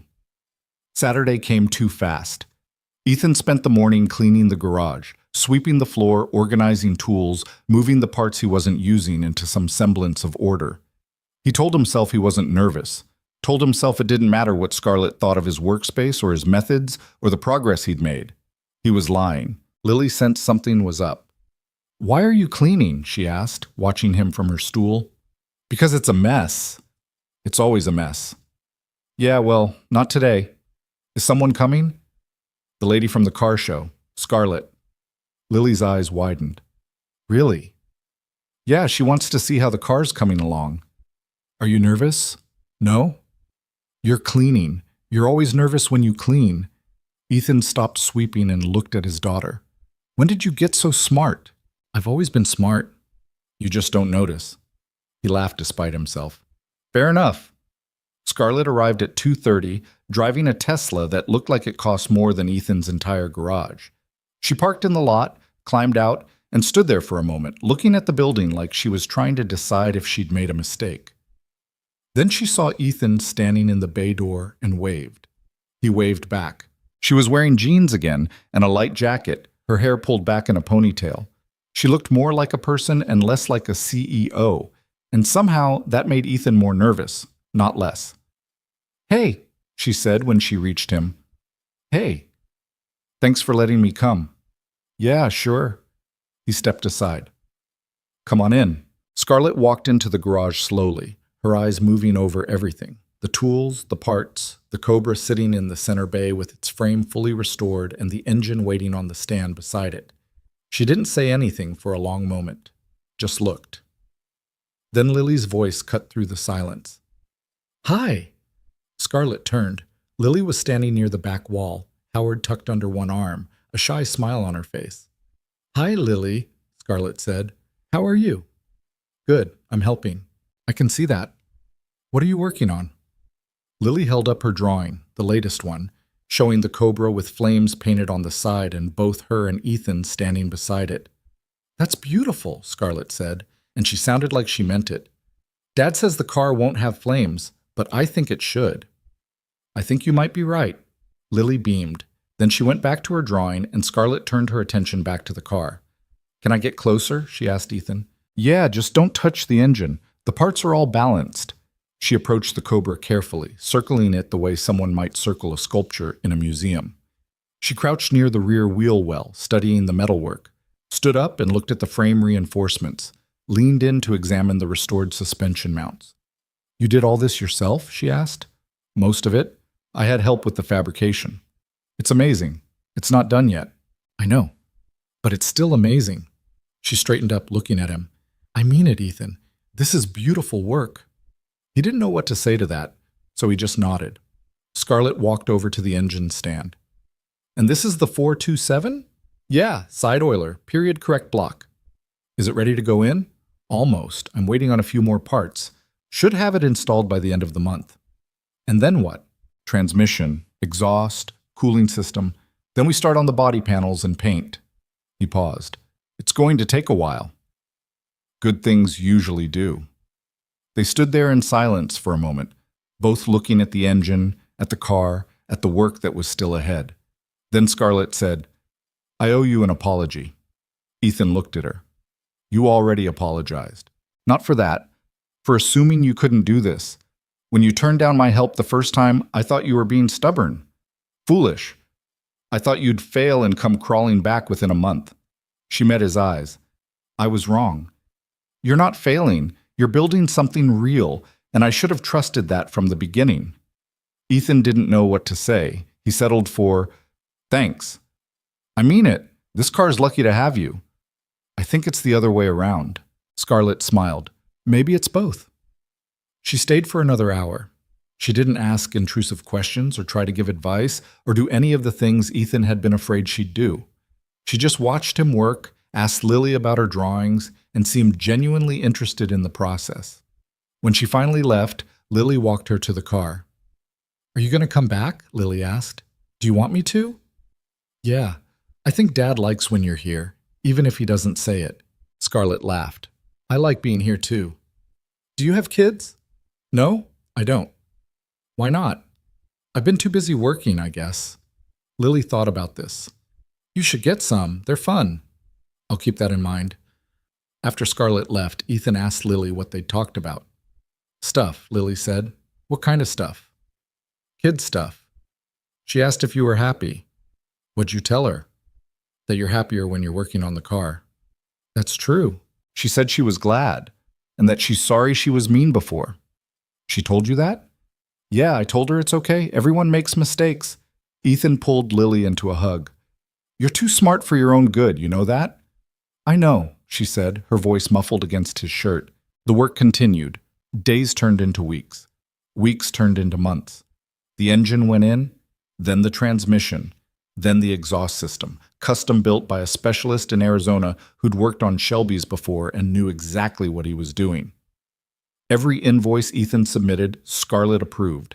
Every progress photo he sent, she responded to with genuine enthusiasm. She visited the garage twice more, once to see the engine installed, once to see the first body panel test fitted. Each time, she and Lily talked more than she and Ethan did. And each time, Ethan noticed that Scarlett seemed more relaxed, more human, less like the person who'd tried to tow his car to a scrapyard. People changed. He was starting to believe that. By the 5th month, the Cobra was starting to look like a car again instead of a project. The frame was complete. The drivetrain was installed. The suspension was rebuilt. The electrical system was functional.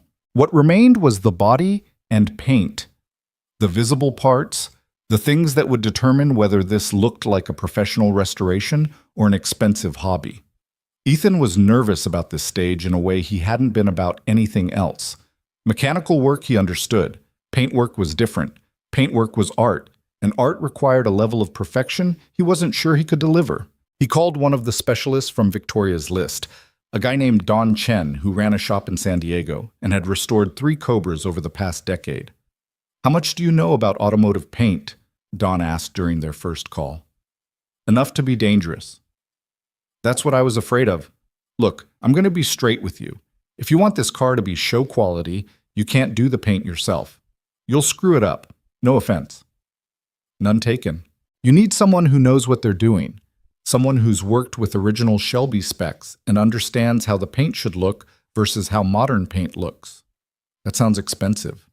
It is, but it's the difference between a car worth $3 million and a car worth half that because the paint's wrong. Ethan thought about this. How much are we talking? For the full job? Bodywork, prep, paint, clear coat, wet sanding, buffing? Probably 30 grand. Jesus. I know. But that's the reality. You want me to send you a detailed quote? Yeah, please. The quote arrived 2 days later. $32,000, itemized down to the cost of sandpaper. Ethan stared at the number for a long time. Then he forwarded the quote to Scarlett with a message. This is what it's going to take to finish the body and paint. If this is too much, I understand. Her response came 10 minutes later. Approved. When can we schedule it? Ethan read the message 3 times. Then he called Dawn back. When can you start? He asked. How soon can you get the car to me? 2 weeks. I need to finish a few things first. Then 2 weeks it is.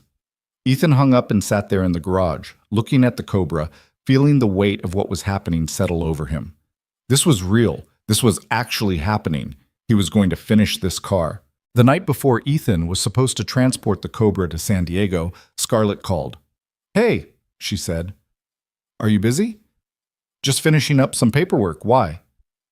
I wanted to ask you something, and I want you to be honest with me. Okay. Do you still resent me for how this started? Ethan paused. He'd been expecting a lot of questions, but not that one. I don't know, maybe a little. That's fair. But it's getting better. Why? Because you've been good to your word. You said you'd help, and you did. No strings, no ulterior motives, just help. I told you there wouldn't be strings. I know, but I didn't believe you. And now? Now I'm starting to. Scarlett was quiet for a moment. Then she said, Can I tell you something? Yeah. I was raised to see value in terms of money. If something cost a lot, it mattered. If it didn't, it was disposable. My father taught me that. The company's built on that. And I never questioned it until that day at the showcase. What changed? You did. And Lily, the way you looked at that car. Not like it was worth millions, but like it was worth saving. The way she defended it, even though everyone was telling her it was junk, it made me realize I'd been looking at everything wrong. Ethan didn't know what to say. I don't expect you to forgive me, Scarlett continued. I don't even know if I've forgiven myself. But I want you to know that helping you with this car is the best thing I've done in years. Maybe ever. Scarlett, I'm not looking for thanks. I just wanted you to know. They sat in silence for a moment. Then Ethan said, For what it's worth, I think you're a better person than you give yourself credit for. You barely know me. I know you've been showing up. That counts for something. Does it? Yeah, it does. After they hung up, Ethan sat in the dark garage thinking about second chances, about mistakes and apologies and the hard work of becoming someone different than who you were. He thought about Sarah, about how she'd always believed people could change if they wanted to badly enough. Maybe she'd been right. The next morning, Ethan loaded the Cobra onto a transport trailer bound for San Diego. Lily stood beside him, watching the car disappear into the back of the truck. Is it going to be okay? She asked. Yeah. Don's one of the best. He'll take good care of it. When will it come back? 3 months, maybe 4. That's a long time. I know, but it'll be worth it. Lily nodded, then reached up and took his hand. Dad? Yeah, kiddo? I'm proud of you. Ethan's throat tightened. He squeezed her hand. I'm proud of you too. They stood there together, watching the truck pull away, carrying $3 million in restored metal and a whole lot of hope. And for the first time in a long time, Ethan felt like maybe, just maybe, everything was going to work out. The 3 months without the Cobra felt longer than the 6 months before it. Ethan filled the time with regular work, oil changes, brake jobs, the kind of routine maintenance that paid bills but didn't require much thought. The garage felt empty without the Cobra sitting in the center bay. Too quiet. Like something vital had been removed and the space hadn't figured out how to compensate yet. Lily felt it too. She still came to the garage after school, still sat on her stool with Howard, but now she just did homework or drew pictures of the car from memory instead of watching Ethan work on the real thing. Do you think it's going to look different when it comes back? She asked one afternoon. Yeah, a lot different. Good different or bad different? Good different. It'll actually look like a car instead of a project. Will you still work on it? A little. Final assembly, testing, breaking in the engine, but the hard part's done. Lily considered this. Are you going to miss it? The hard part? The question caught Ethan off guard. He set down the invoice he'd been reviewing and looked at his daughter. Yeah, I think I will. Why? Because the hard part's when you know you're building something. When it's easy, you're just maintaining it. Is that bad? No, it's just different. Dawn sent progress photos every 2 weeks. The body panels stripped down to bare metal. The first coat of primer. The base coat going on. The clear coat. Each image showed the Cobra transforming from a skeletal frame into something that looked like it had rolled off the factory floor in 1965. Ethan shared every photo with Scarlett. She responded to each one with the same enthusiasm she'd shown from the beginning, and slowly Ethan realized that at some point over the past few months, she'd stopped being the person who'd humiliated him and become something else. Not quite a friend, not quite a business partner, something in between that didn't have a name yet. She started visiting the garage even though the car wasn't there. Not often, maybe once every couple weeks, but enough that Lily started asking when Scarlett was coming next, and enough that Ethan stopped being surprised when her Tesla pulled into the lot. One Saturday, she showed up with coffee and pastries from a bakery Ethan had never been able to afford. "What's this for?" he asked when she handed him a cup. "No reason, just thought you might want something better than whatever you make in that machine."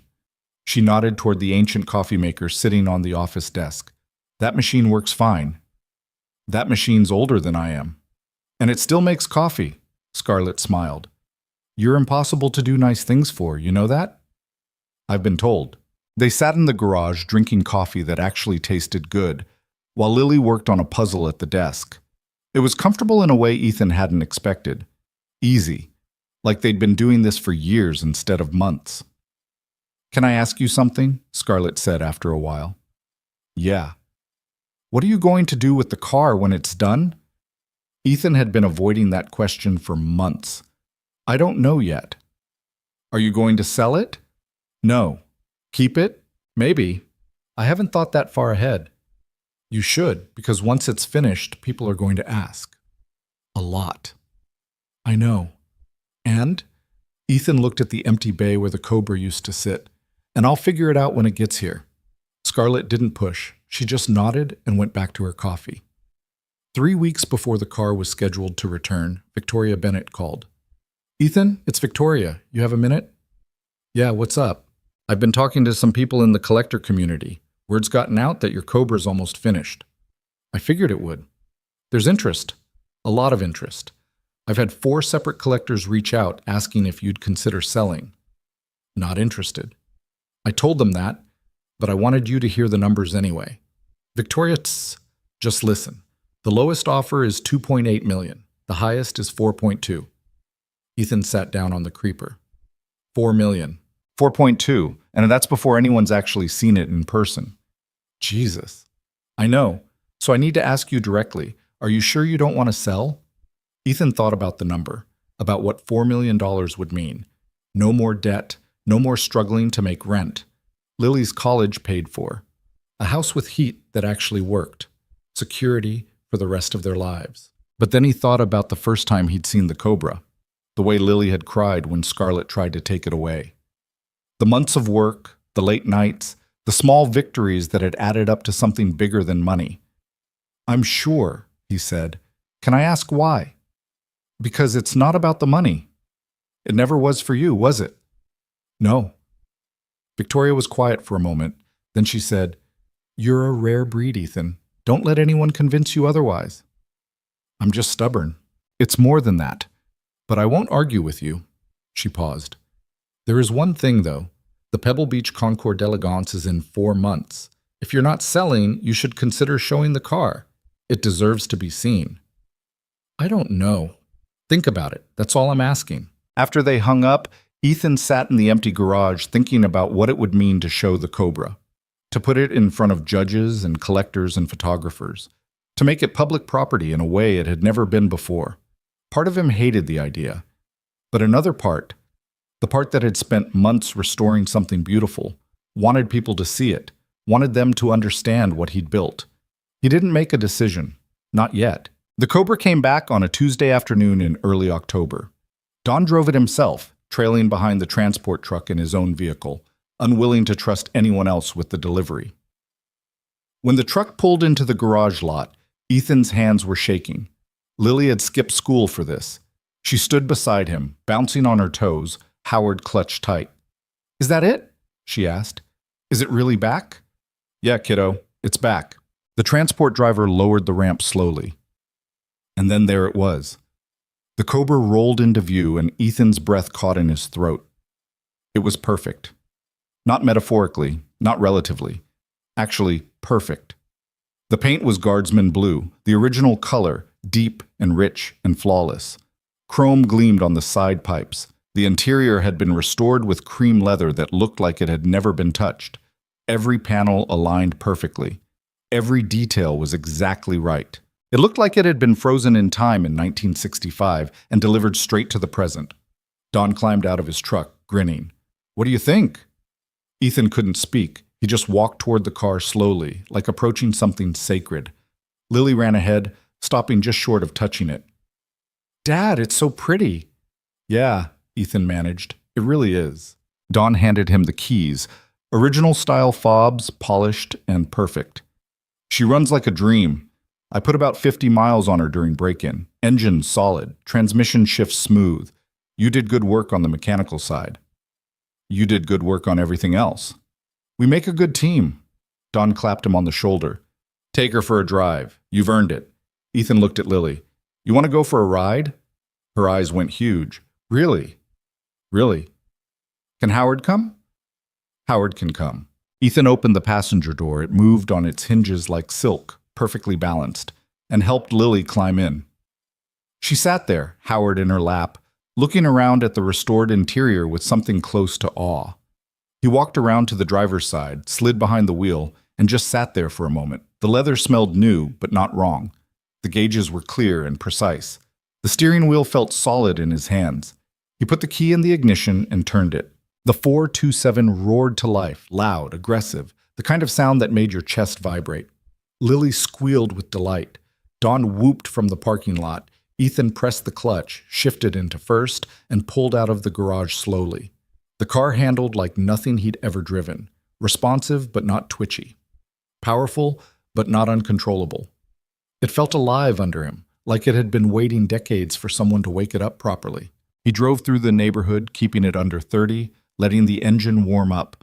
Lily had her window down, her hair whipping in the wind, laughing every time Ethan touched the throttle. "This is the best day ever," she shouted over the engine noise. Ethan smiled. "Yeah, it might be." When they got back to the garage, Scarlett was there. She'd parked off to the side, standing next to her Tesla, and when she saw the Cobra pull in, her hand went to her mouth. Ethan parked, killed the engine, and climbed out. "Oh my God," Scarlett said, walking toward the car. "Ethan, I know. It's stunning." "Don did good work." "You both did." She circled the car slowly, the same way she had the first time she'd visited the garage, but this time with reverence instead of curiosity. "I can't believe this is the same car I tried to tow away. Technically, it's about 60% new parts." "You know what I mean." Lily climbed out of the passenger seat. "Hi, Scarlett." "Hi, Lily. What did you think of the ride?" "It was so fast and so loud. Those are the best kinds of rides." Scarlett crouched down near the front wheel well, looking at the panel gaps, the paint finish, the way everything came together. When she stood up, her eyes were wet. "Are you crying?" Ethan asked. "No." She wiped her face quickly. "Maybe. I don't know." She laughed, embarrassed. I keep thinking about that day at the showcase, about what I almost destroyed. And now look at it. You didn't destroy it. But I could have. If Victoria hadn't shown up, if you hadn't fought for it, this would be gone." She looked at him. "I owe you more than money, Ethan. I owe you for teaching me how to see things differently." "You don't owe me anything." "Yes, I do. But I'm working on being okay with that." Over the next few weeks, word spread fast. Photos of the finished Cobra appeared on car forums, collector blogs, social media. The story got picked up again, this time not as a viral moment, but as a restoration success. Articles ran in classic car magazines. YouTube channels requested interviews. Someone started a thread on a Shelby forum calling it one of the finest restorations of the decade. The offers started pouring in again. 5 million, 6 million. One collector offered 7 million sight unseen. Ethan turned them all down. Marcus called him one night, frustrated.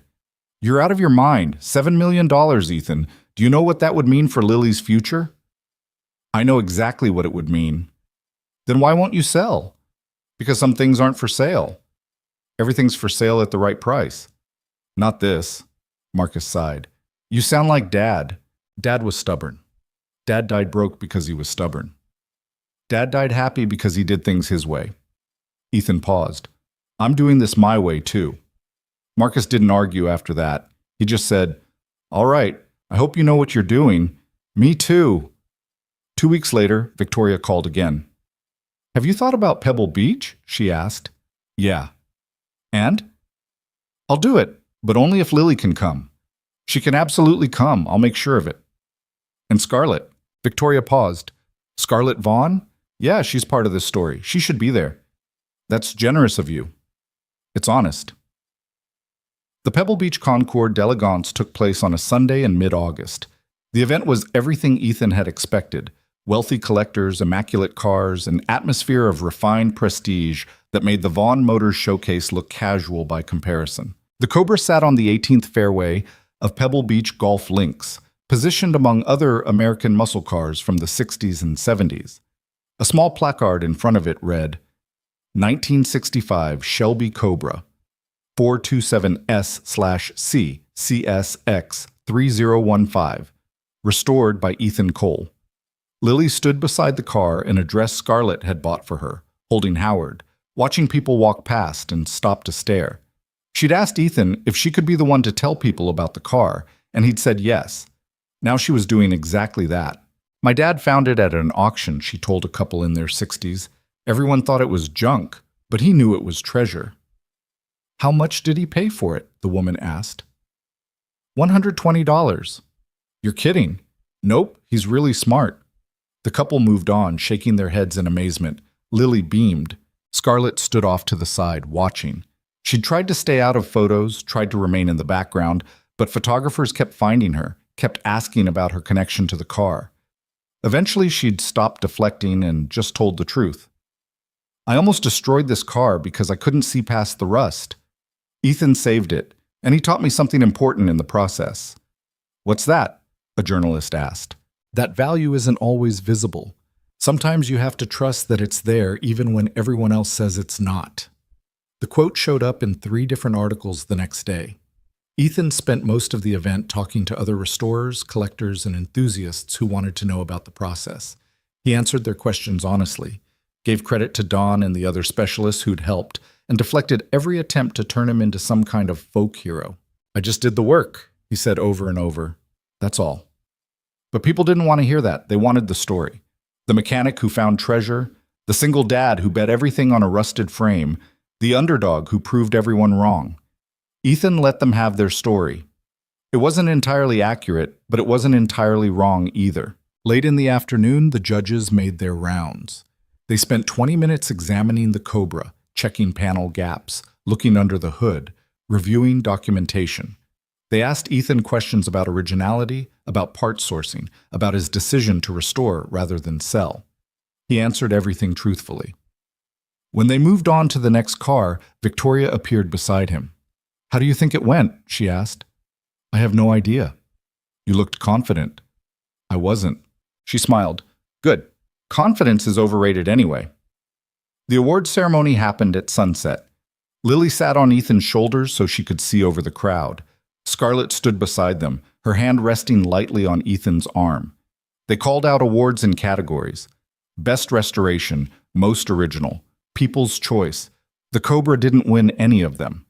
Ethan wasn't disappointed. He'd expected that. The car wasn't here to win. It was here to exist. But then they announced a special award, the Chairman's Trophy, given to the car that best embodied the spirit of automotive preservation and passion. And they called CSX 3015.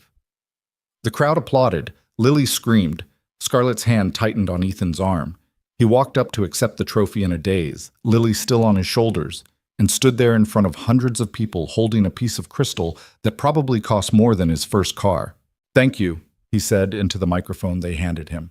This car was forgotten for 40 years. A lot of people helped bring it back. I'm just glad it gets to be seen again. The crowd applauded again. He walked off the stage, set Lily down, and looked at the trophy. We won, Lily said, bouncing. We did. Does this mean we're famous? For about 10 minutes. That's long enough. That night, after the event, the 3 of them, Ethan, Lily, and Scarlett, sat on the beach watching the sun disappear into the Pacific.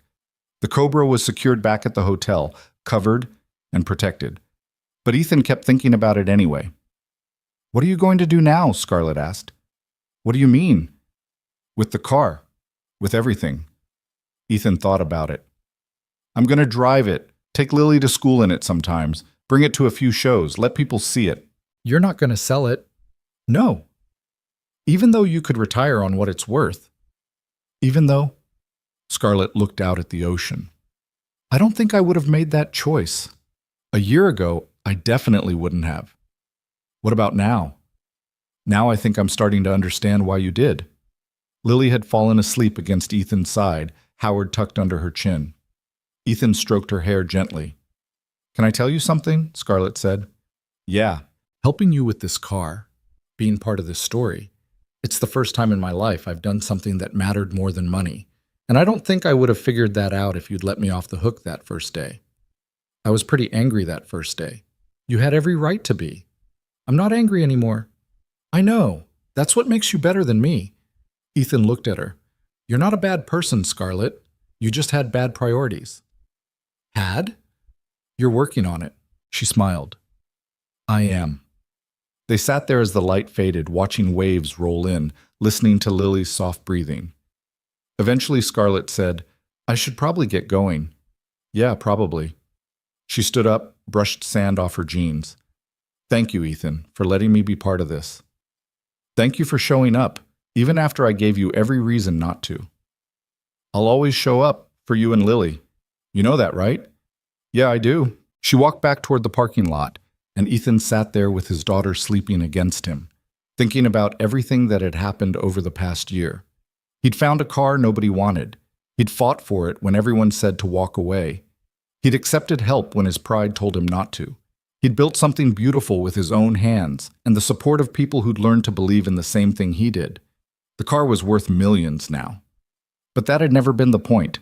The point was showing Lily that value existed before anyone recognized it, that things were worth saving even when they looked broken, that the work mattered more than the outcome. He'd proven all of that, and somewhere along the way, he'd helped someone else learn it too. The drive home took 6 hours. Ethan had the Cobra transported professionally. He wasn't risking anything happening to it on the highway, but he and Lily flew back together the next morning. When they got home, the car was already in the garage, covered with the tarp, waiting. Lily ran to it immediately. "Can we take it for a drive?" "Tomorrow. It's late." "Please?" Ethan looked at her hopeful face and caved. "Fine, but just around the block." "Yes!" They drove through the neighborhood as the streetlights came on. Lily had her window down again, singing along to a song only she could hear. Ethan kept the speed low, the engine rumbling like distant thunder. When they got back to the garage, Lily said, "Dad?" "Yeah?" "This was the best year ever." Ethan smiled. "Yeah, kiddo, it really was." He parked the Cobra in the center bay, right where it belonged, and cut the engine. The garage fell silent, but it didn't feel empty anymore. It felt full, complete, like something had been missing for a long time and finally found its way home. Ethan climbed out of the car, helped Lily out, and stood there looking at what they'd built together. Not just a car, but proof that broken things could be made whole, that value existed in unexpected places, that people could change if they wanted to badly enough. The world would keep spinning, offers would keep coming, people would keep asking why he didn't sell, and Ethan would keep saying no.